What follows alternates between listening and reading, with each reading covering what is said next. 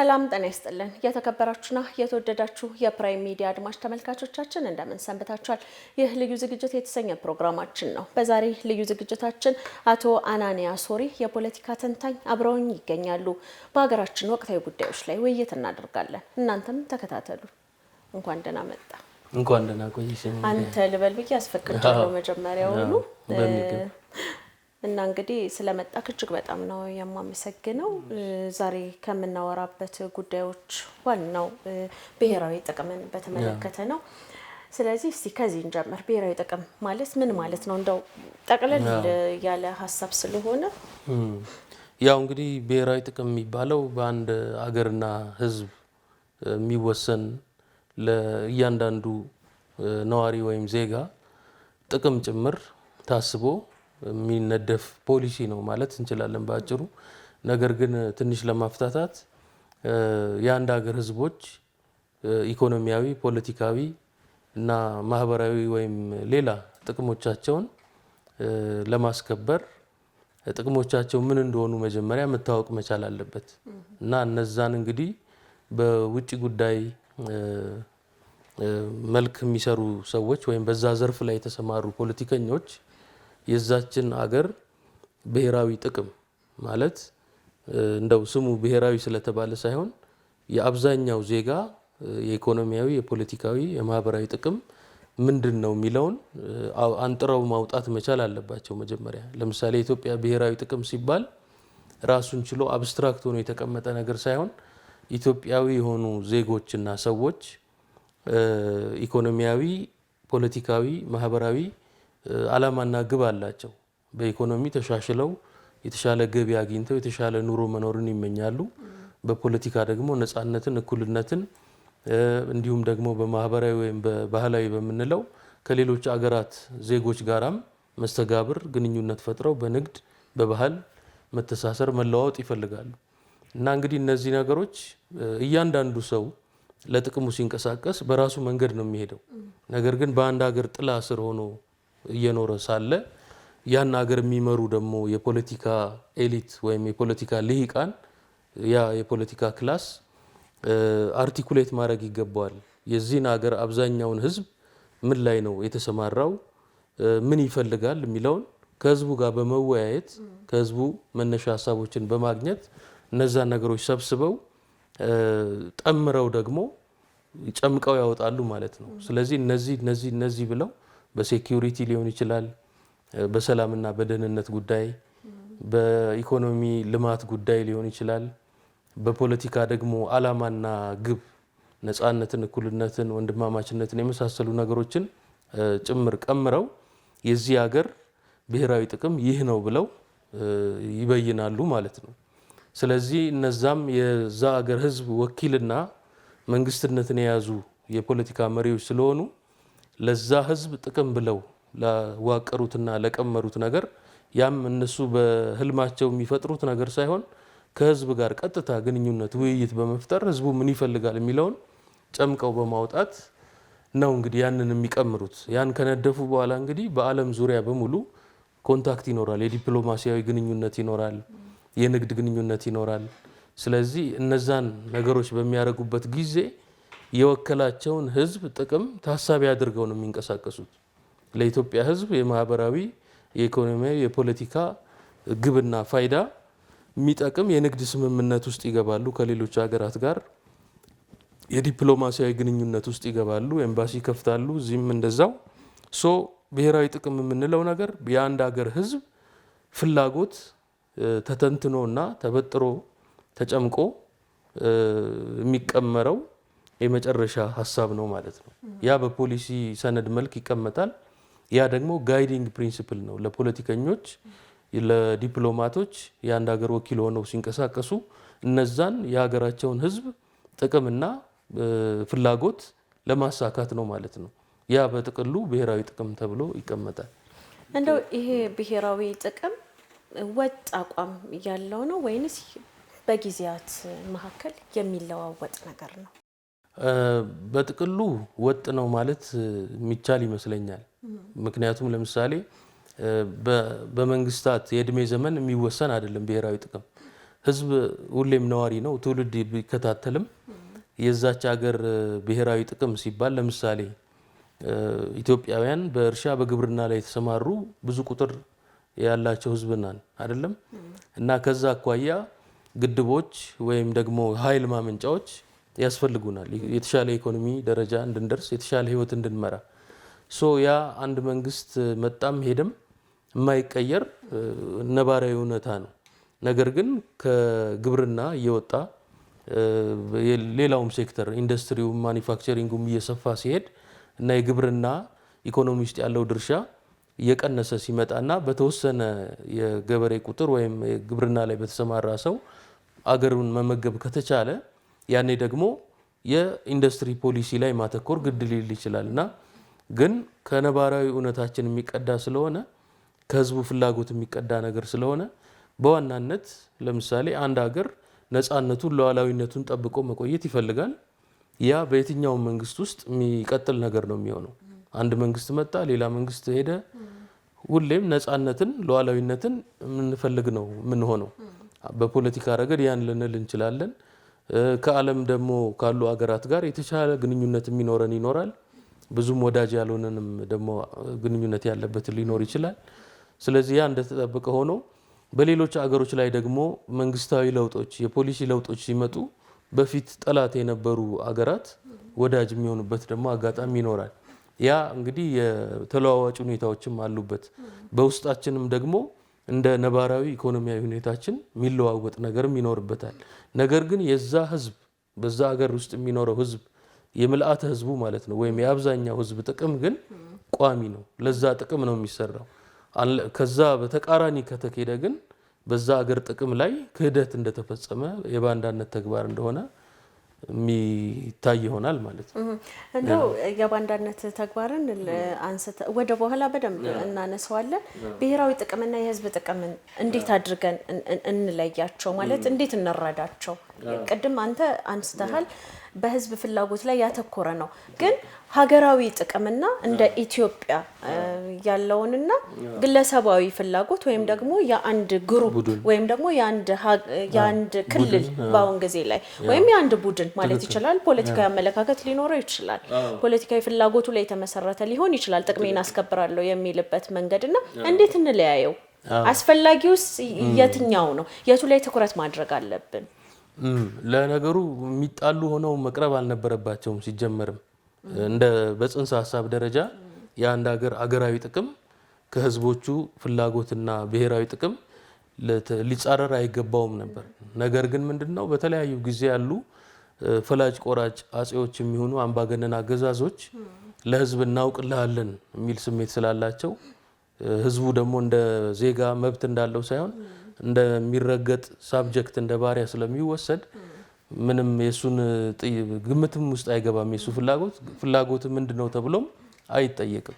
ስለዚህ አምባገነን መንግስታት ባሉበት ውስጥ ብሔራዊ ጥቅም የሚባለው የአምባገነን መሪዎችና የጭፍሮቻቸው ፍላጎት ነው በብሔራዊ ጥቅም ስም የሚራመደው እና በኢትዮጵያም ታሪካዊ ዳራ ስንመለከተው ምናልባት የንጉሳውያን ቤተሰቦች እና እዛው ጠባብ ቡድናዊ ፍላጎታቸውን እንደ ህዝብ ፍላጎት አድርገው በዛ ሊሄዱ ይችላሉ።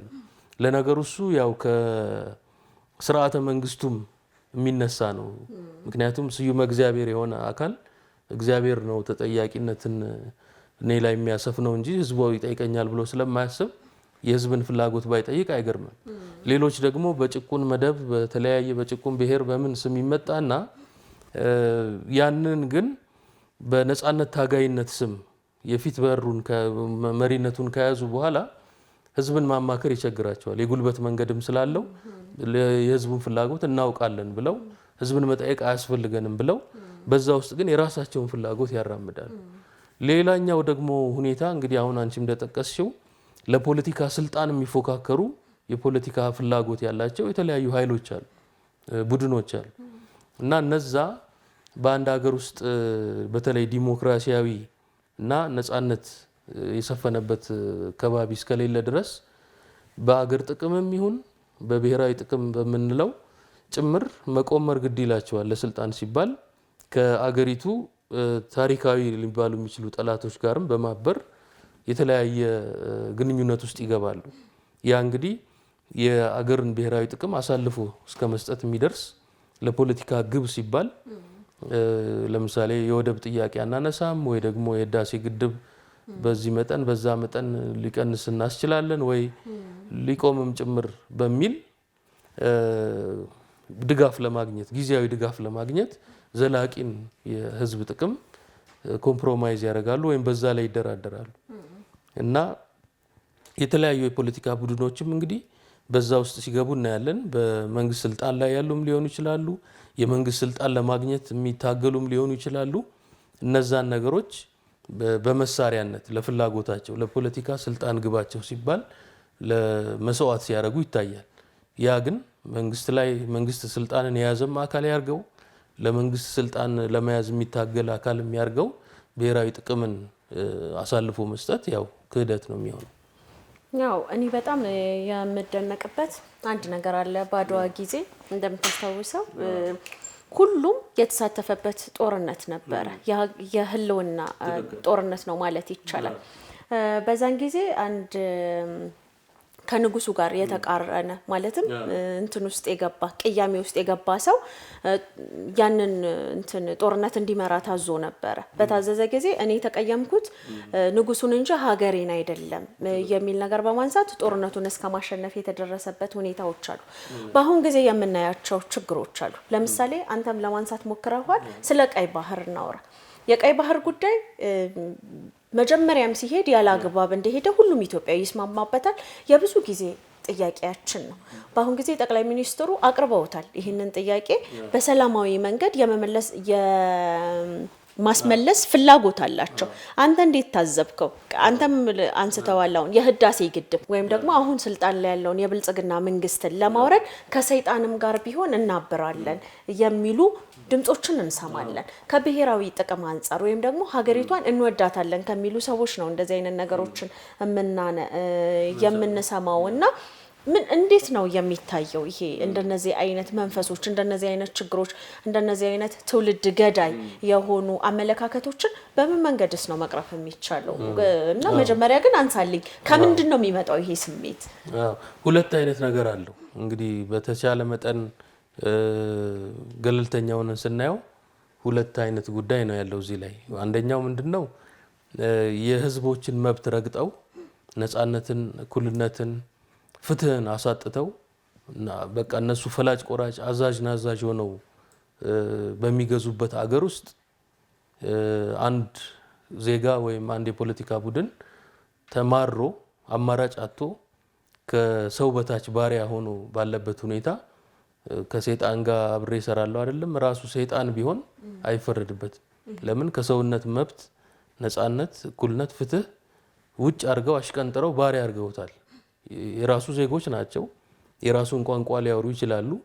ግን የሰውነት መብቱን ነጥቀው ባሪያ ካደረጉት እነዚህ ከጠላትም በላይ ነው የሚሆኑት። ስለዚህ እነሱን ባለ በሌለ ኃይል ሁሉ ቢታገል ልክ ይሆናል ሞራሊ።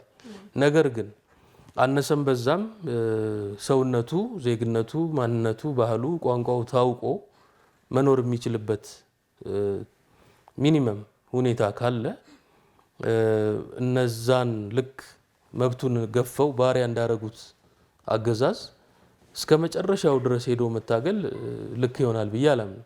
ምክንያቱም በአንድ ሀገር ውስጥ የፖለቲካ ቡድኖች እና ግለሰቦችም ጭምር ይታገላሉ ለስልጣን፣ ስልጣናቸውን ለማጽናት ደግሞ የተለያየ መንገድ ይከተላሉ። ነገር ግን ለመብትና ለነፃነት የሆነ ሩም ባለበት ያን ነገር ኤክሰርሳይዝ ለማድረግ የሚቻልበት የተወሰነ ምህዳሩ ክፍት በሆነበት ውስጥ ግን ያ እንዳልሽው ከሰይጣን ጋር ቢሆን አብሮ መስራት ይቻላል ብሎ ማሰብ አይቻልም። ምክንያቱም እንትን አለው ምንድነው ወሰንና ልኬት ሊኖረው ይገባል ሁሉም ነገር እና አንድን አካል ለስልጣን ልንገዳደረው እንችላለን። ነገር ግን ያ አካል ደግሞ አነሰም በዛም ለዛች ሀገር ብሔራዊ ጥቅም የሚሰራ እስከሆነ ድረስ ያንን ደግሞ ማክበር ያስፈልጋል። ምክንያቱም በሰላማዊ መንገድም ስልጣን ቢሸጋገር እንደ አዲስ ስልጣን የሚይዘውም ኃይል ያንኑ ብሔራዊ ጥቅም እኮ ነው ለማስጠበቅ የሚሰራው።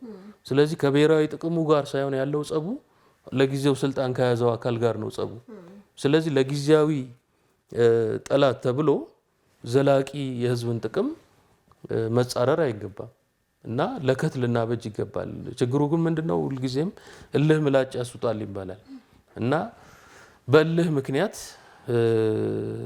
አንዴ ወደዛ ወረዳ ከተገባ በኋላ የህዝብ ብሔራዊ ጥቅም፣ ሰብአዊነት፣ ሌላው የምንለው ነገር ሁሉ ለፖለቲካ ግብ መሳሪያነት ሲውል እናያለን። ሰዎች ያንን ሲሸቅጡት እናያለን። ምክንያቱም እኔ የፈለኩት ብቻ ያንን ስልጣን ይሆንና ያንን እስካገኝ ድረስ ምንም ነገር ከማድረግ ወደ ኋላ አለማለት ይመጣል። ያ አሁን የፖለቲካችን የሞራል ቅጽርና አደብ የሚባል ነገር ስለሌለው ነው። ልኬት ሊኖረው ይገባል። ለከት የሚባል ነገር አለ። እስከምን ድረስ ነው ለስልጣን ስንታገል አንድን አካል መታገል ያለብን?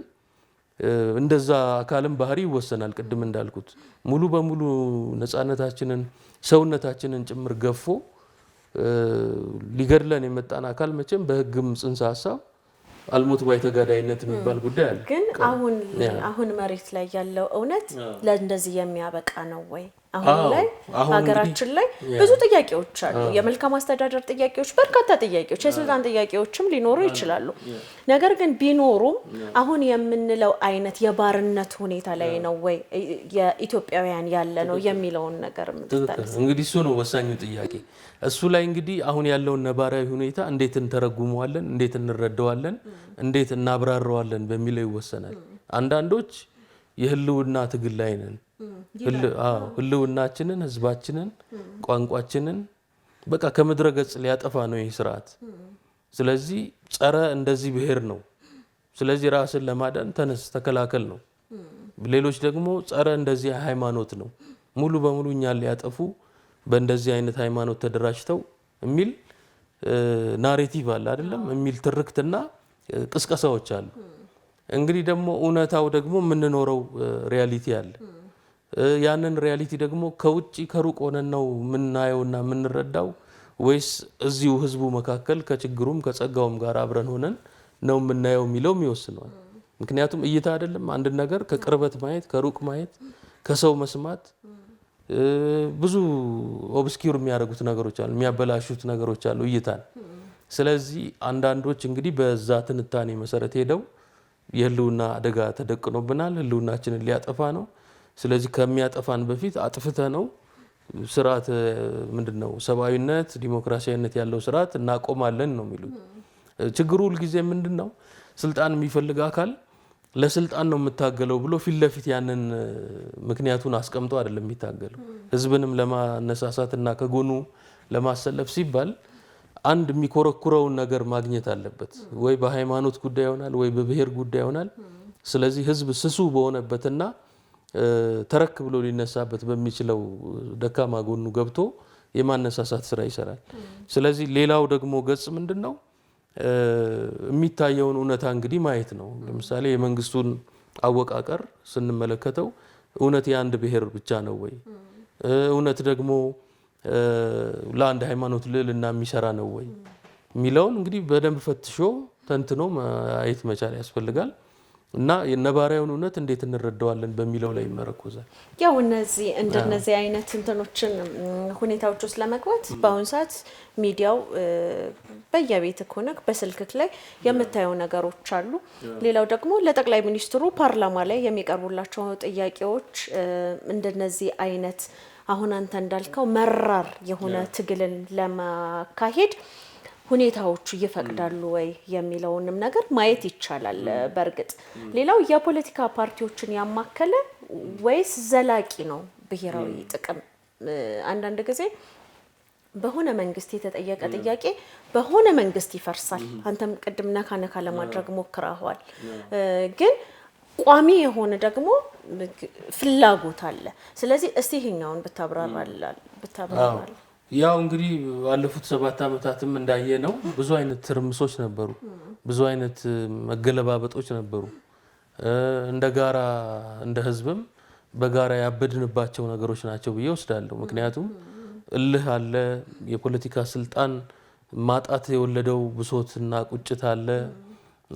ፖለቲካውን ለማረጋጋትና ስልጣንን ለማጽናት ደግሞ የሚደረግ የችኮላ እንቅስቃሴም አለ።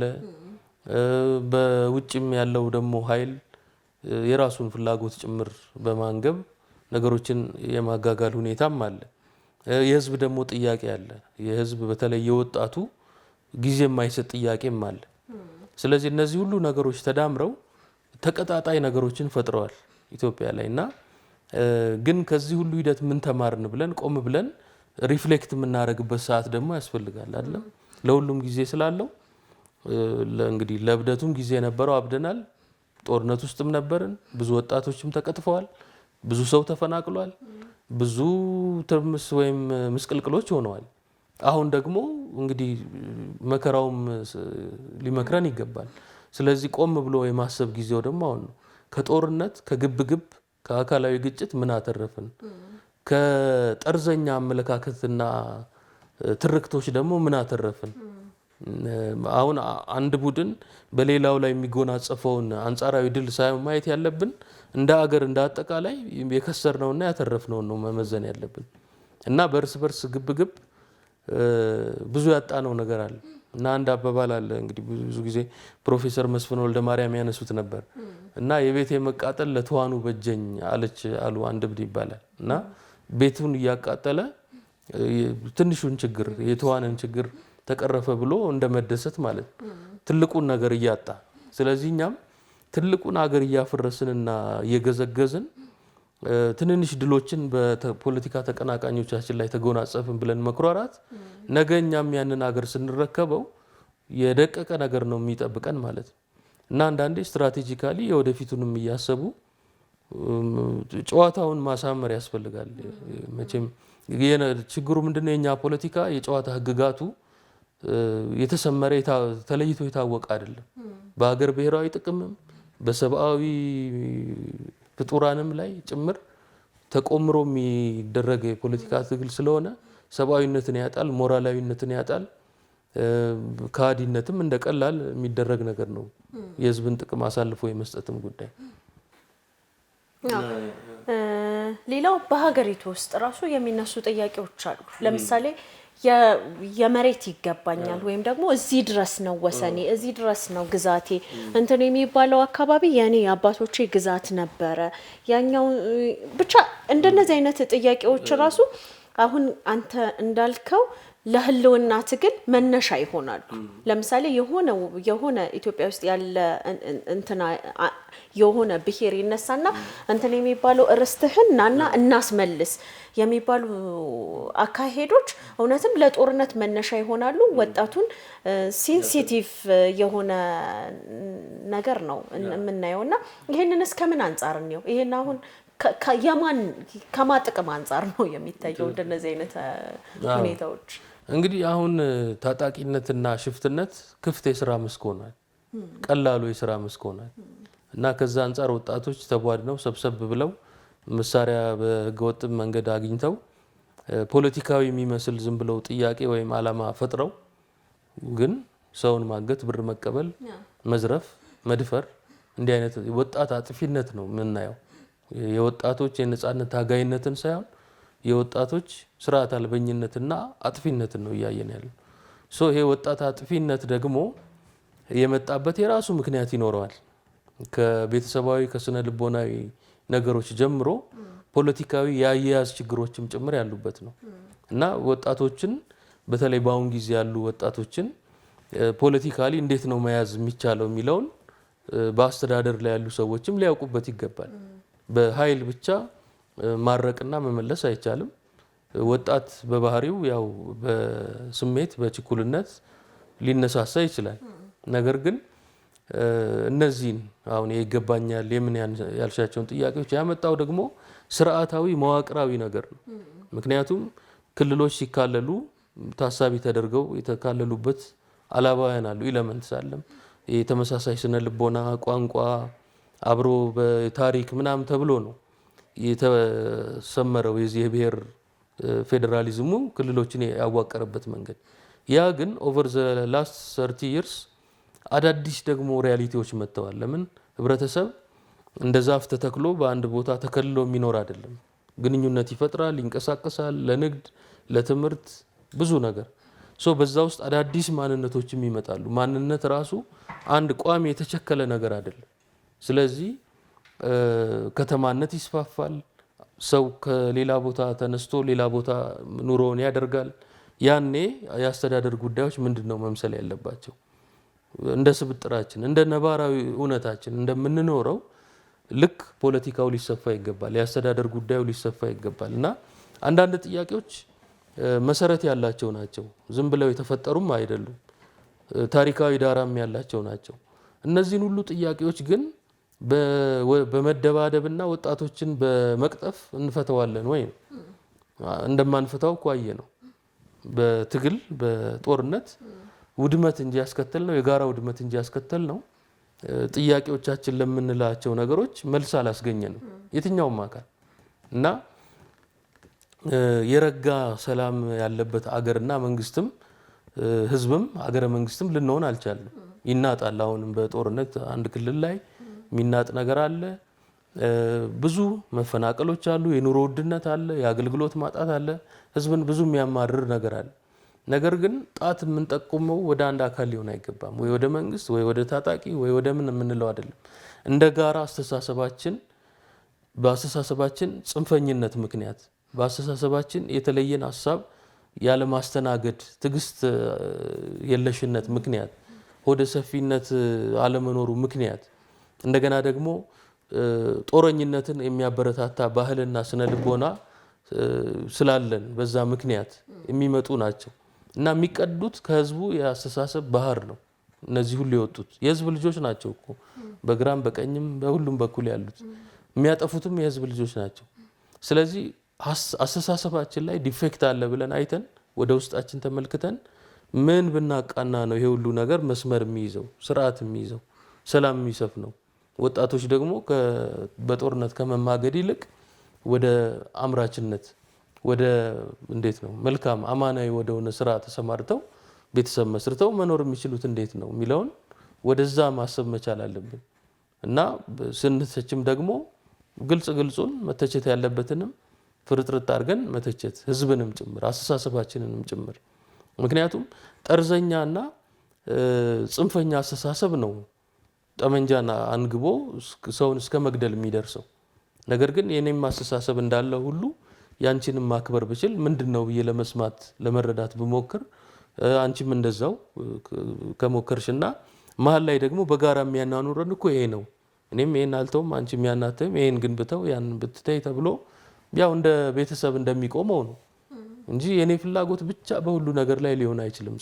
የአንድ ወገን ፍላጎት የመንግስት ኃይል ወይ የታጣቂ ወይ የገሌ ብሔር ወይ ኤክስ ወይ የዋይ ብቻ አገር ላይ ሊጫን አይችልም። ይሄ ብዝሃ ህዝብ ያለበት አገር ነው። ህብረ ብሔራዊ አገር ነው። የአንድ ቋንቋ ተናጋሪ አገር ብቻ አይደለም። ብዙ ቋንቋ አለ፣ ብዙ ሃይማኖት አለ። በዛ ውስጥ ደግሞ ብዙ አመለካከት አለ። እነዛን ማስተናገድ ቀላል አይደለም። እንደ መንግስትም ሆነን ስናስበው ያ የኔ ፍላጎት ይንጸባረቅ የሚል ሽኩቻ፣ ሩጫ፣ ሽቅድድም ባለበት ውስጥ መጠላለፍ ባለበት ውስጥ ውስብስብ ሀገር ነው የምንመራው። ግን በተንኮል በአሻጥር እና በሴራ ውስጥ እስካለን ድረስ መልካም ነገር ሊመጣ አይችልም። የአስተዳደር ወሰኖችን በተመለከተ አንስተሃል። ለምሳሌ ክልሎች በሚዋቀሩበት ጊዜ ሁላችንንም የተጠየቅንበት ወይም ደግሞ የፈለግነው ነገር ላይሆን ይችላል። ለምሳሌ ኢትዮጵያ ውስጥ ከሚነሱ ጥያቄዎች መካከል በጣም የሚገርምክ በባንዲራ በጣም ብዙ ሰዎች ይጨቃጨቃሉ፣ ህይወት እስከ ማለፍ ድረስ ይደርሳል። አንተ እንዳልከው አይ ጂኦግራፊካሊ ነው መሆን ያለበት እንደዚህ ነው መሆን ያለበት እንትን የኛ ነው ምናምን በሚልም ብዙ ችግሮች ይነሳሉ። ግን ለዚህ ችግሮች መፍትሄ እንዲሆን የኢትዮጵያ ምክክር ኮሚሽን የሚባል ተዋቅሯል። አሁን የምንላቸው አካላት ይሄንን የምክክር ኮሚሽን ሲያጥላላ እናያለን። የምክክር ኮሚሽኑ የተቋቋመው በጣም ኢትዮጵያ ውስጥ በመናከብራቸው በብዙ ኢትዮጵያውያኖች ዘንድ ተአማኒነት ባላቸው ሰዎች የምክክር ኮሚሽን ተዋቅሯል። የምክክር ኮሚሽኑ ብዙ ስራዎችን እየሰራ ነው። በተለያየ ሀገር እየሄደ ከህዝብ እያሰባሰበ ነው ጥያቄዎችን። በእነዚህ አይነት መልክ ጥያቄዎችን ማቅረብ አይቻልም ወይ? የምክክር ኮሚሽኑ ላይስ ተስፋ ያልተጣለበት አብዛኛው ኢትዮጵያዊ ወጣት ተስፋ ጥሎበታል በነገራችን ላይ። ነገር ግን ፖለቲከኞች ሳይቀሩ በጣም ትልቅ ስመጥር የሆኑ ፖለቲከኞች በጣም በኢትዮጵያ ፖለቲካ ውስጥ አስተዋጽኦ አበርክተዋል የምንሉ ሰዎች ሳይቀር ለጸቡ ቦታ ሰጥተው ይህን ሰላማዊ የምክክር ኮሚሽን ሲያጥላሉ እናያለን። ይሄስ ችግር ምንድነው? እውነት ኢትዮጵያ ላይ ቂም የያዙ እስከሚመስል ድረስ በኢትዮጵያውያን ወጣቶች በነገራችን ላይ እነሱ በጣም ፖለቲከኞችን ብታያቸው ከ70 ዓመት ምናምን እድሜ በላይ ኑሯቸውን ኖረው የጨረሱ ናቸውና ኢትዮጵያ ላይ ያለው ችግር መሰረታዊ ችግር ምንድነው ብለህ እንድትጠይቅ ያደርጋል። ትክክል። ያው እንግዲህ የምክክር ኮሚሽኑን በተመለከተ የተመሰረተበት መንገድ የተዋቀረበት መንገድ ምንድነው ሰው ሀሳብ ሰጥቶ የተጠሩበት ሪክሩት የተደረጉበት መንገድ ጥያቄ ሊነሳበት ይችላል። ተጠያቂነታቸው ለማን ነው? በጀታቸው ከየት ነው? እነዚህ ነገሮች ደግሞ ነፃነታቸውን አይጋፋም ወይ? ለአንድ ወገን ውግንና እንዲያሳዩ አይዳርጋቸውም ወይ የሚል ፍርሃት ሊኖር ይችላል። ይሄ ምንም ችግር የለውም፣ ጤናማ ጥርጣሬ ነው።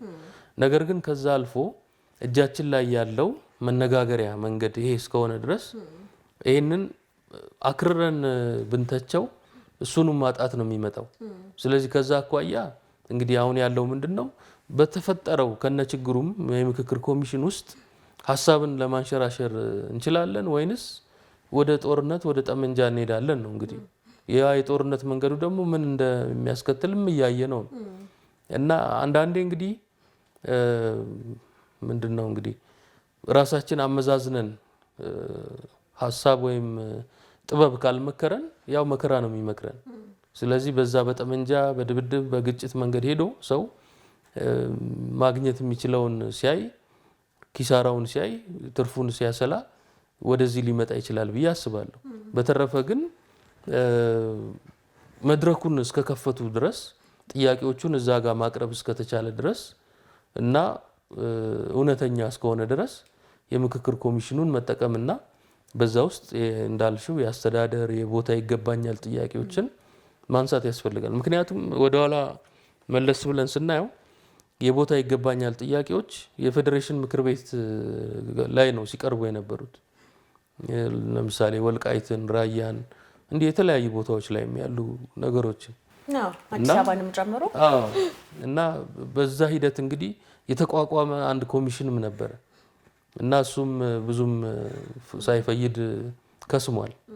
ስለዚህ ያም ደግሞ የከሰመበት የፖለቲካ ፍላጎት ከማጣት ነው ወይስ አገሩና ህዝቡ በወቅቱ ወደ ጠመንጃ መነቅነቅና በኃይል ወደ መውሰድ ያዘነበለ ስለነበረ ነው? እሱ ሁሉ መመርመር አለበት እና ወደ አንድ አካል ጣትን በመጠቆም አላምንም። ታጣቂዎችንም ወንጀለኛ እና ጥፋተኛ እነሱ ብቻ አድርጎ የጦስ ዶሮ ማረጉም ልክ አይመጣም። መንግስትንም እንደዛው ጥፋተኛ አድርጎ ሁሉን ነገር እሱ ላይ መደፍደፍም ይሰራል ብዬ አላምንም። ምክንያቱም ሁለቱም የተቀዱበት ህዝባዊ ማይንድ ሴት አለ፣ ስሪተ ህሊና አለ፣ የምናስብበት መንገድ አለ እና ያንን ነው ማስተካከል ያለብን። ለትውልድም ለወጣቶች የሚተርፈው ያን ከመሰረቱ ማቃናት ነው እና እንዳልሽው በእድሜም የገፉም ሆነ የፖለቲካ ስሌት ያላቸው ወገኖች የምክክር ኮሚሽንን ንግግር የሚቻልበትን መድረክ ስላጥላሉ ብቻ ወጣቱ ደግሞ እነሱን አምነው ጥቅሙን አሳልፎ ይሰጣል ብዬም አላምን። እያልኩክ ያለሁት ለምሳሌ በጦርነቱ ተሳታፊ አይሆኑም፣ የሚሆኑበት መንገድ የለም። ነገር ግን ወጣቱ ማስተዋል ይገባዋል ነው እያልኩኝ ያለሁት። ምክንያቱም ቢያንስ አንድ የ20 ዓመት ወጣት ቢሞትና በኔ እድሜ ያለ ወጣት ቢሞት በጣም የ20 ዓመት ወጣት በጣም ረጅም ጊዜ የመስራት መኖር የሚችል ስራዎችን መስራት የሚችል ከኔ የተሻሉ ተግባሮችን ማድረግ የሚችል ነው ብዬ አስባለሁ። ስለዚህ የትኛው ነው የተሻለው? በአሁን ሰዓት የጦርነት ዲቤ እየደለቁ ያሉት በአብዛኛዎቹ በዛ እድሜ ክልል ያሉ ናቸው። በትግራይ አካባቢ ማንሳት እንችላለን ለምሳሌ። ስለዚህ እስከ መቼ ነው ወጣቱ የአንድ ፖለቲከኛን ፍላጎት አራማጅ የሆነ? አሁን እኔ ጫካ ወዳሉትም ጣት እየቀሰብኩኝ ያለው ችግር ግን እንደዚህ ልንወያይበት ስለሚገባ ነው። ትክክል። እዚህ ላይ ዞሮ ዞሮ የእድሜው ጉዳይ ብቻ ሳይሆን መቼም ህይወት የሁሉም ህይወት ነው። ግን ምንድነው እንዳልሽው ብዙ ከፊቱ ብዙ እድሜ የሚጠብቀው ብዙ መስራት የሚችለው ብዙ እድል ያለው ብዙ እድላቸው ያለቀ የመጣ ሰዎችን ብቻ መስማቱ ላያስኬድ ይችላል እስከተወሰነ። ነገር ግን የሚሰነዝሩት ሀሳብ ጠቃሚ ነው መጥፎ ነው የሚለው መመርመር እኮ ይቻላል። ያን ሀሳባቸውን መዝኖ ሚዛን ካልደፋ መተው ነው እና ለሌሎች አጀንዳ መሞት አያስፈልግም። እኔ መሞት ካለብኝ በራሴ አጀንዳ ላይ ቆሜ ነው ራሴ በማምንበት ራሴ አስቤ በደረስኩበት እንጂ ሰዎች አስበው አኝከው አላምጠው ከጀርባ ዶልተው በሰጡኝ ሀሳብ የጀም ሞት ምንድነው ፉት ሶልጀር መሆን የለብኝም ወይም እግረኛ ወታደር መሆን የለብኝም። ለምንድነው የምሞትለት የምኖርለት ሀሳብ ዋጋ የምከፍልለት? የራሴ አቋም ሊኖረኝ ይገባል። ለምን የራሴ አይምሮ አለኝ የራሴ ማሰብ ይችላል በተቻለኝ አቅም እና ያው ወጣቱን በተለይ አሁን ላይ ግራ ቀኙን ያህል ብዬ ገምታለሁ። ለምን ቴክኖሎጂውም የተለያዩ አማራጭ ሀሳቦችን ያመጣለታል። ከዓለም ጋር ያለው ግንኙነትም ሞር የጠበቀ ነው። ስለዚህ እነዚህ ሰዎች የሚሉትን በተግባር መሬት ላይ የሚሆነውን ኢቭን እነሱ ያሉትን አምኖ ሄዶ የሚያገኘውን ነገር ጭምር አይቶ አይኑን የሚገልጥና የሚነቃ ነው የሚሆነው። ግን እንዳልሽው ሀሳቡን በደንብ መርምሮ ይሄ ነገር ጥቅሜን ያረጋግጥልኛል ወይ ይሄ ነገር ለወደፊቱ ይጠቅመኛል ወይ የሚለውን ማየት ይችላል። አንድ ነገር ኢትዮጵያ ውስጥ በተለይ አድዋ ሲመጣ በጣም የምታዘበው ነገር አለ። ምናልባት አንተም የዚሁ ከተማ ተወላጅ ነህና ልትታዘበው ትችላለህ። ኢትዮጵያ ውስጥ የአንዱ ጀግና ለሌላው ወይም የሆነ ገፊ ወይም ዝም ብሎ ጦረኛ የሚሆኑበትና ብሔራዊ ጀግናችን እንኳን ማን ነው ብለህ ስትጠይቅ ብሔራዊ ጀግና የምናጣበት ሁኔታዎች በተለይ በአድዋ በደንብ ስለሚታዩ ነው። የዘንድሮ አድዋ በነገራችን ላይ የተሻለ ስሜትን ፈጥሯል ብዬ አስባለሁ። እዚህ አድዋ ሙዚየምን በዛ ነው የተከበረው። የተወሰኑ ለውጦችን እውነት ለመናገር አምጥቷል ብዬ አስባለሁ። እና እንዴት አየኸው? ብሔራዊ ጀግናችን ወይም ደግሞ አሁን ከብሔራዊ ጥቅም ጋር ስለሚያያዝ ነው በነገራችን ላይ ያው ፖለቲካውም ስለሆነ እንዴት ነው የምትታዘበው? ያ እንግዲህ ስለ አድዋን በተመለከተም ዞሮ ዞሮ እንደ ማህበረሰብ እንዴት እናስባለን ወደሚለው ነው የሚወስደን። ምክንያቱም የጀግንነት ታሪክን ብቻ ለማየት የሚፈልግ ይኖራል። ለምሳሌ አፄ ምኒልክን በጀግንነታቸው ባደረጉት ተጋድሎና አቺቭመንት ወይም ውጤት ብቻ ልክ ገምግሞ በቃ ቅዱስና ፍጹም አድርጎ የሚያስቀምጥ ይኖራል። በሌላ ወገን ደግሞ የሰሩትን መጥፎ ነገሮች ደግሞ እንደ ሰው ያን ብቻ ነቅሶ እያወጣ እንደ ሰይጣን አድርጎ የሚስላቸውም ይኖራል። ሁላችንም ግን የምናውቀው መሀል ላይ ነው እውነቱ ያለው። የሆነ ፍጹም መልአክ የሆነም ሰው የለም፣ ፍጹም ሰይጣናዊ ሆኖ በመጥፎ ብቻ የሚታይ ሰውም የለም እና በቤተሰብ እንኳን መልክ ብንወስደው አባት እናት ወይ ወንድም እህት ፍጹም ፍቅርና ሰላማዊ ደስታ የሞላበት ብቻ ህይወት አይደለም የሚኖረው። ግጭትም አለ፣ መጥፎም የሚባሉ ነገሮችም ይደረጋሉ። ስለዚህ የዛ ቅልቅል ነው እውነቱ ያለው የዛ መሀከል ላይ ነው፣ ወይም ሁለቱም ገጽታ አለ። ግን ሁልጊዜም እኛ በጽንፍ እናስባለን ወይም ደግሞ ይሄ ምንድነው የሚባለው አንዱን ነገር ብቻ አጉልተን እናያለን። ያ ደግሞ ፍላጎታችንን ነው የሚያሳየው። ከነገሩ በላይ የት ጋር ባትሪ እናበራለን፣ ባትሪ ያበራንበት ላይ ነው የምናየው። ስለዚህ ባትሪው ብርሃን ያበራበት ግልጽ ሆኖ ሲታይ ከዛ ውጭ ያለው ጨለማ ውስጥ ደግሞ የሚቀመጥ ነገር ይኖራል እና በአንድ አገር ህዝብ ታሪክ ብቻ ሳይሆን በአንድ ግለሰብ ታሪክ ውስጥም የሚያፍርበት ጨለማ ውስጥ ያስቀመጠው ገመና አለው እኮ ሰው። ግን ያንን ልንጋፈጥ ይገባል። ያንን እንጋፈጥ ደግሞ ሲባል ጨለማ ብቻ ነው ታሪካችንን ብለን ወደ ጽልመት መግባት የለብንም። ፖዚቲቭም ኔጌቲቭም አለ እና ዲስክሪሚኔት ሳናረግ ሁለቱንም አቻችለን ለመሄድ መሞከር አለብን። እንዳልሽው ብሔራዊ ጀግና፣ ብሔራዊ ጥቅም፣ ብሔራዊ ሰላማዊ ኑሮ የተገናኙ ነገሮች ናቸው። በጣም እጅግ የተቆራኙ ናቸው እና አብረን ለመኖርም ጭምር አንዱ ያንዱን ቁስል መረዳት እንዳለበት ሁሉ አንዱ ደግሞ የሌላውን ጀግና ማክበር መቻል ይኖርበታል እና በአብዛኛው እነዚህ ደግሞ ነገሮች ያለፉም ታሪኮች ናቸው። ነገር ግን ጠባሳቸው እስካሁን ድረስ የተከተለንም ናቸውና ዛሬም የሆነ አካል ለምሳሌ እኛ ታጣቂዎች ናቸው ከምንላቸው አካል የሆነ ጥቃት በሚደርስበት ጊዜ እናያለን ሶሻል ሚዲያ ላይ የኔ ጀግና በርታ የሚል እንዳለ ሁሉ እሱን እንደ ገዳይ ልክ እንደ አውሬ የሚመለከትም በርካታ ነው። የጸብ መነሻም ይሆናል።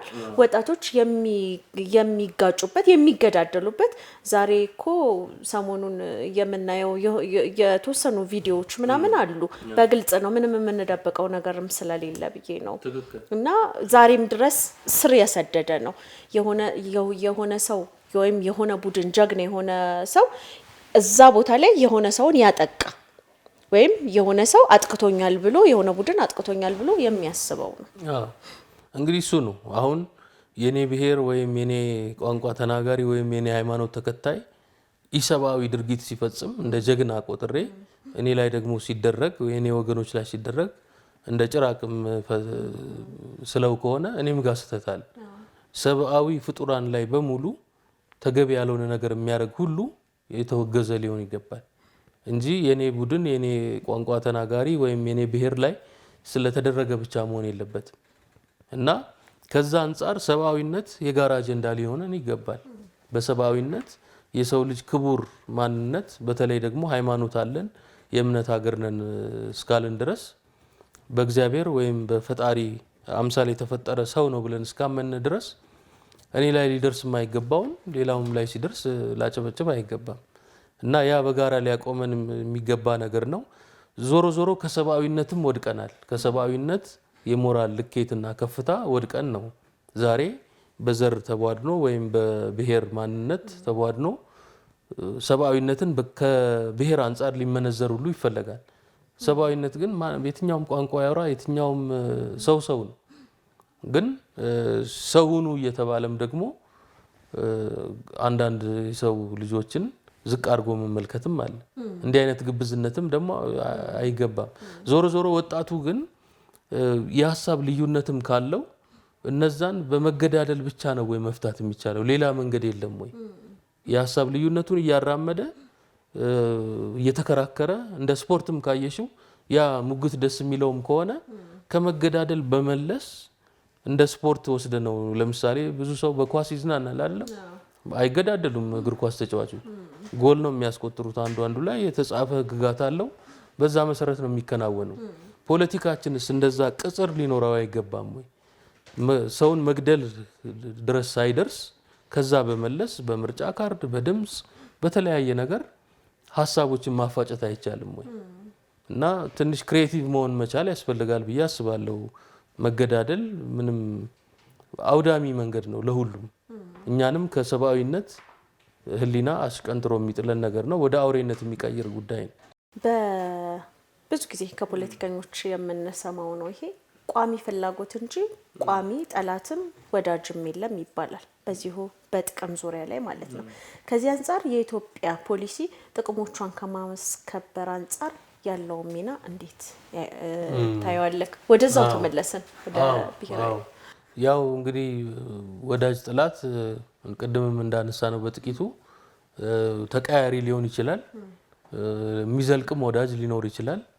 የግድ አባባሉ ስለተባለ ብቻም ሪያሊቲው እውነታው በዛ መልክ ይሄዳል ማለትም አይደለም። ለረጅም ዓመታት በወዳጅነት የዘለቁ ሀገራት መንግስታት ይኖራሉ። በታሪክም በአይዲዮሎጂ ምክንያት ነገሮች ደግሞ ተቀያይረውም ወደ ጠላትነት የሚመጣበት ሁኔታም አለ። ለምሳሌ በዓለም አቀፍ እንኳን ፖለቲካ ብናየው አውሮፓ ህብረትና አሜሪካ የነበራቸው ግንኙነት ትራምፕ በራሽያ እና ዩክሬን ጦርነት ባራመደው ፖሊሲ ምክንያት የተገለበጠበት መንገድ አለ እና ያው የኃይል ግንኙነትም ስለሆነ ፖለቲካ ያም ጭምር ይወስነዋል። ነገር ግን ዞሮ ዞሮ ቅድም እንዳልነው የህዝብ ጥቅም በረጅም ዓመታት ውስጥ ተቀያሪ ሊሆን አይችልም። ምክንያቱም ኢኮኖሚያዊ ጥቅም አለው። ምንም ይሄ በቀላል ነገር ብንረዳው ማንኛውም ሰው ሰርቶ መለወጥ ማደግ የተሻለ መኖር ይፈልጋል። ያንን ደግሞ እያንዳንዱ እንዲያደርግ ዘንድ አገራት ደግሞ ጥሩ ፖሊሲ ሊከተሉ ይገባል። ለህዝባቸው እንዲተርፍ መልካም ነገር ለምሳሌ ወደብ የማግኘት ፍላጎት፣ የባህር በር የማግኘት ፍላጎት አሁን ያ ከንግድና ከኢኮኖሚ ጥቅም ጋር ብቻ የሚገናኝ ሳይሆን አገራት በነጻነት በሉዓላዊነት ከውጭ የሚመጣን ጥቃት መክተው ለመኖር የባህር በር አስፈላጊ ነው ከሴኩሪቲ ማኳያ። ስለዚህ ያንን ሲክ ሊያደርጉ ይችላሉ። ከውጭ መንግስታት ይሁን አገራት ጋር የንግድ ግንኙነት እንደዚህ ዲፕሎማሲያዊ የባህል ልውውጥ ሊያከናውኑ ይችላሉ። እና ከዚህ አንፃር ቋሚ ፍላጎቱ ብሔራዊ ጥቅም ነው ብዬ ወስዳለሁ። ግን ተለዋዋጭ ደግሞ ተዋንያኑ ሊለዋወጡ ይችላሉ። ያን ብሔራዊ ጥቅም ሊያረጋግጡ የሚሰሩ አካላት የሚመጡ የሚሄዱ ፍሌክሲብል የሚሆኑ ናቸው የሚሆኑት። ሌላው እንግዲህ ብሔራዊ ጥቅምን የሚጎዱ ነገሮች ምንድን ናቸው እና መፍትሄዎቻቸውን እንድታነሳልኝ ነው። እንግዲህ ነካክተዋል፣ ግን ሰፋ አድርገህ እስቲ ምንድን ናቸው እንደዚህ አይነት ነገሮች ብሔራዊ ጥቅሞቻችንን አደጋ ላይ ሊያደርሱ የሚችሉ ናቸው የሚባል? እንግዲህ በአንድ በኩል መንግስት ተቃዋሚዎችን ወይም ደግሞ ተቀናቃኞችን ወይም የተለየ ሀሳብ ያላቸውን የሚይዝበት መንገድ ራሱ ብሔራዊ ጥቅምን አሳልፎ በመስጠትና ባለመስጠት መሃል የሚወስን ነገር ይሆናል። ለምሳሌ አንድ መንግስት በአንድ ሀገር ላይ ያለ መንግስት ተቀናቃኝ ተገዳዳሪ ሀሳቦችን የያዙ የፖለቲካ ኃይሎችን እንደ ጠላት መጥፋት እንዳለባቸው እና በቃ አምርሮ የሚታገላቸው ከሆነ እነሱም አት ኤኒ ኤክስፔንስ ያንን ነገር ያደርጋሉ።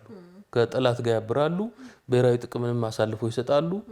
ወደ እልህ መንገድ ይገባል። ነገር ግን ትንሽ ሩም የሚሰጥ በተቀናቃኝ ተገዳዳሪ ሀሳብ ያላቸው ዜጎችም ዜጋ ናቸው። እድል ፈንታና የህዝብ ይሁንታ ካገኙ መንግስትነትን ይዘው ማስተዳደር የሚችሉ ዜጎች ናቸው፣ ወንድም እህቶች ናቸው። ስለዚህ ስልጣንን ፍጹም ከኔ እጅ መውጣት የለበትም ብሎ የማያስብ ከሆነ ያለው መንግስት እነሱን የሚይዝበት አያያዝም እነዛ የፖለቲካ ኃይሎች ብሔራዊ ጥቅምን አሳልፈው እንዳይሰጡ ያደርጋል። በሌላ ወገን ደግሞ ተቃዋሚ ወይም ተገዳዳሪ የሚባሉ ኃይላትም በምንም አይነት መንገድ የትም ፍጪው ዱቄቱን አምጪው እንደሚባለው በዚህም በዛም ብዬ ብሔራዊ ጥቅም ምንም አሳልፌ መንግስትነትን ይዛለው የሚል ከንቱ ሀሳብንም መተው መቻል አለባቸው። ምክንያቱም በዛ መንገድ የመጡ መንግስታት ከግብጽ ይሁን ከሌላ ሀገራት ይሁን የኢትዮጵያን ብሔራዊ ጥቅም ላይ ተጻራሪ ፍላጎት ካላቸው ጋር አብረው የመሳሪያ የዲፕሎማሲ የገንዘብ ድጋፍ አግኝተው ወደ ስልጣን የመጡ ኃይሎች ምን ያህል አገርን ዋጋ እንዳስከፈሉም ያየነው ነው፣ ህዝብን ዋጋ እንዳስከፈሉ። ምክንያቱም ብሔራዊ ጥቅምን አሳልፎ ሳይሰጡ ስምምነት ድጋፍ አያገኙም። ያን ድጋፍ ደግሞ ለማግኘት ብሔራዊ ጥቅምን አሳልፎ ይሰጣሉ። ስልጣን እርካብ ላይ ደግሞ ሲመጣ የተያዙበት የውል ስምምነት አለ ማለት ነው። ስለዚህ ያንንም እንዳየ ህዝብ ሁለቱንም ጽንፎች መከላከል መቻል ያስፈልጋል። አንድ አገር ላይ ያለ መንግስትም ተቀናቃኝ ተገዳዳሪ ሀሳብ ያላቸውን አካላት እንደ ራስ አገር ዜጋና የተለየ ሀሳብ እንዳላቸው ጤናማ ሰዎች አድርጎ ትሪት ሊያደርግ ይገባል። እነዛም ደግሞ አካላት መንግስት ማለት እነሱ ነገ ቢመጡ የሚሰሩትን የሚሰራ ኃይል ነው ወይም እየሰራ ያለ ኃይል ነው። ስለዚህ ፍጹም ጠላትና ሰይጣን አድርጎ ማቅረቡም ስተት ይሆናል እና ለከት ሊበጅለት ይገባል። የፖለቲካ ትግል ለፖለቲካ ስልጣን የሚደረግ ትግል ወይም ደግሞ ለፖለቲካ ስልጣን ላይ ለመቆየት የሚደረግም ዘዴና አግባብ ለከት ሊኖረው ይገባል ይላል። እንግዲህ ምናልባት የመጨረሻ ጥያቄ ነው የሚሆነው ይሄ ሀገራዊ ስሜቱ የበለጠ ሰርጾ እንዲሰማን ማለትም ፖለቲከኞች የሚሆኑት ልክ እንደኛው ከሆነ ቤተሰብ የተወለዱ ያደጉ የሆነ ትምህርት ቤት አብረናቸው የተማርናቸው ሰዎች ናቸው እና ምናልባት የኛ ልጆችም ሊሆኑ ይችላሉ። አሁን ያሉ ወጣቶች ከኛ እድሜ የሚያንሱም ሊሆኑ ይችላሉ። ነገ ፖለቲከኞች ሆነው ዛሬ የምናወራውን ብሔራዊ ጥቅሞቻችንን አሳልፈው የሚሰጡ ሊሆኑ ይችላሉ። ወይም ደግሞ ስልጣን ይዘው እንደዚሁ ተቃዋሚዎችን የሚገፉ ዳር የሚያስይዙና ለዚህ ስሜት የሚጋብዙ ሰዎችም ሊሆኑ ይችላሉ። ስለዚህ አገራዊ ስሜት በምን ይዳብር? እንዴት አድርገን አዳብረን ከኔ በፊት ሀገር ትቅደም፣ ሀገሬ ምን ሰራችልኝ ሳይሆን እኔ ለሀገሬ ምን ሰራውላት የሚል ጽሁፍ ነበረ ኤሌመንተሪ ስኩል ውስጥ ስማርና እንደነዚህ አይነት ስሜቶች እንዴት ነው ማዳበር የሚቻል? እንዲህ አይነት ስሜቶች እንግዲህ በመንግስት አካል ወይ ደግሞ በፖለቲካ ተዋናዮች ብቻ ሳይሆን ከዛ ውጪ ባሉ አገራችንን እንወዳለን በሚሉ ቅን ዜጎች ሊሰርጽ ይገባል። በትምህርት ሊሆን ይችላል፣ በአርት ሊሆን ይችላል፣ እንደዚህ በሚዲያ መልክ ሊሆን ይችላል። የአንድ ሀገር ህዝብ ፍላጎትና ጥቅም ከሚመጡና ከሚሄዱ መንግስታት ወይም ከተቃዋሚዎቻቸው በላይ እንደሆነ ከዛ የሚያልፍ የትውልድ ጥያቄ እንደሆነ መስረጽ መቻል አለበት። እንግዲህ እነዚህ ነገሮች ለምሳሌ እየተገነቡ ባሉ ሙዚየሞች፣ ላይብረሪዎች ወይም ቤተ መጻሕፍት ጭምር የአካዳሚክ ቦታዎች አሁን መካነ አእምሮ ነው የሚባለው አይደል? ዩኒቨርሲቲም ይሁን የትምህርት ቦታዎች መምህራን፣ የሚዲያ ሰዎች፣ የአርት ሰዎች ለመንግስት ወይ ለፖለቲካ ተዋናያን ብቻ የሚተው አይደለም ብሔራዊ ጥቅም። ምክንያቱም የእያንዳንዱ ዜጋና የቤተሰቡ ጥቅም ማለት ነው። የተሻለ ኑሮ መኖሩ፣ የተሻለ ነጻነት መጎናጸፉ፣ የተሻለ ሰላም መኖሩን የሚወስን ነገር ነው ብሔራዊ ጥቅም ማለት። ስለዚህ ለዛ ብሔራዊ ጥቅም ለጊዜው የሚሰሩ ተቀጣሪዎች ሊኖሩ ይችላሉ፣ መንግስትነትን የያዙ አካላት። የነሱ ግን ዘመን የሚያበቃበት ጊዜ ይመጣል በአንድም በሌላ። ስለዚህ ሌላውም ይተካካበታል። በዋናነት ለነሱ ብቻ አሳልፎ የመስጠት ሳይሆን ሁሉም የሀገሪቱን ብሔራዊ ጥቅም እና ፍላጎት የራሱን ጭምር ስለሆነ ለማረጋገጥ በቤተሰብ ደረጃ ድረስ ሊያሰርጸው ይገባል፣ ሊነጋገርበት ይገባል። ፖለቲካ ነው ብሎም አርቆ ሊያስቀምጠው አይገባም። ለምን አፌክት ያደርገዋል እኮ በዚች ሀገር ላይ ሰላም ከሌለ ከሰላም ከሌለበት ቦታ ወደ ሌላ ቦታ ሄዶ መኖር ይገደዳል። አገር ጥሎ መሄድ ይገደዳል እኮ። ስለዚህ የሰላም መኖር በኢኮኖሚ ደግሞ እንቅስቃሴ የተሻለ ምንድነው ቁሳዊ ብልጽግናን ማግኘት ጭምር ኑሮን ኳሊቲ ወስነዋል። ስለዚህ እያንዳንዱ ነገር ይገናኛል። ህይወቱን በበጎም በመጥፎም መልኩ ተጽዕኖ ያሳድርበታል። ስለዚህ ገለልተኛ ሆኖ መቀመጥ አይቻልም። ንቁ ተሳታፊ እንሁን ደግሞ ሲባል አክራሪ ጽንፈኛና በስሜት መንተክተክም ማለት አይደለም። አገር መውደድ ማለት ወይ ፖለቲካ ውስጥ መሳተፍ ማለት አምርሮ መሳደብ ወይ መራገም ወይ እስከ መገዳደል መድረስ ማለትም አይደለም። ስለዚህ ለከቱን ልንይዘው ይገባል። ችግሩ ግን ምንድነው እኛ ሀገር ኮምፕሊትሊ ዶሳይል የነበረ ፖለቲካና ኮሬንቲ በሩቁ ብሎ በቃ ግዑዝ እንደ ድንጋይ ሆኖ ይኖር ከነበረ ማህበረሰብነት በአንዴ ደግሞ ሁሉ ነገር ፈልቶ እስከ ተንበውገቦገ አይነት የፖለቲከኝነት ስሜት ውስጥ የገባ ነገር አለ እና ከጽንፍ ጽንፍ እንላጋለን። ስለዚህ መሃሉን አማካኙን መያዝ መቻል ይኖርብናል። ነገሮች ሊሰክኑ ይገባል። ወደ ጸብ፣ ወደ ክርክር፣ ወደ ጠርዝ የመግፋት ነገር ሳይሆን እሱም እኮ እውነት ሊኖረው ይችላል፣ እሷም እኮ የምትለው እውነት ሊኖረው ይችላል፣ እስቲ እንፈትሸው ብሎ በጋራ ችግሩን ታክል ለማድረግ ነው እንጂ የኔ አርጊውመንት አሸነፈ ያንቺ አሸነፈ የሚል አይነት ተራ ፉክክር ውስጥ መግባት የለም። የጋራ ነው ኑሮ። ስለዚህ በቤተሰብ ደረጃ በአንድ ጎጆ ደረጃ ያለውን ጥበብ በአገር ደረጃ ሊያሰፋው ይገባል። ያ እጅግ በጣም ነው የማመሰግነው። እንግዲህ እውነት ለመናገር ጥሬን አክብረክ እዚህ ስቱዲዮ ድረስ መተክ የኔ መሰለ ቆንጆ ውይይት ነው ያደረግነው። ስላደረክ በጣም ነው የማመሰግነው። ጊዜህን ቆጥበክ ያለው ጊዜ ትንሽ እንደሆነ ይታወቃልና አንተ ግን ቀረ የምትለው ሐሳብ ካለ መናገር ትችላለህ። በሌላ ጊዜ በድጋሚ እንደማገኘክ ተስፋ አደርጋለሁ። በሚገባ እኔም ደስ ብሎኛል ስለጋበዝሽኝ እና ፕራይም ሚዲያም ይሄንን እንግዲህ የሐሳብ መድረክ ፈጥሮ መነጋገርን ስላስቻለን በጣም ደስተኛ ነኝ። በዚሁ ደግሞ መቀጠል ይኖርበታል። ሚዲያዎች በተለይ የሚዲያ ተቋማት ብዙ ነገሮችን መፈተሽ፣ የተለያዩ ሐሳቦችን ወደ መድረክ የማምጣትና ማወያየት ከሌሎችም ጋር ጭምር ስለሚያስፈልግ በደንብ ሙያዊ በሆነ መንገድ እንድትቀጥሉበት ለማለት እወዳለሁ። አመሰግናለሁ። እጅግ በጣም ነው የማመሰግነው። የተከበራችሁና የተወደዳችሁ የፕራይም ሚዲያ አድማጭ ተመልካቾቻችን ፕሮግራማችን የተከታተላችሁትን ይመስል ነበረ። ቀሪ የፕራይም ዝግጅቶች እንደቀጠሉ ናቸው። መልካም ጊዜ ይሆንላችሁ።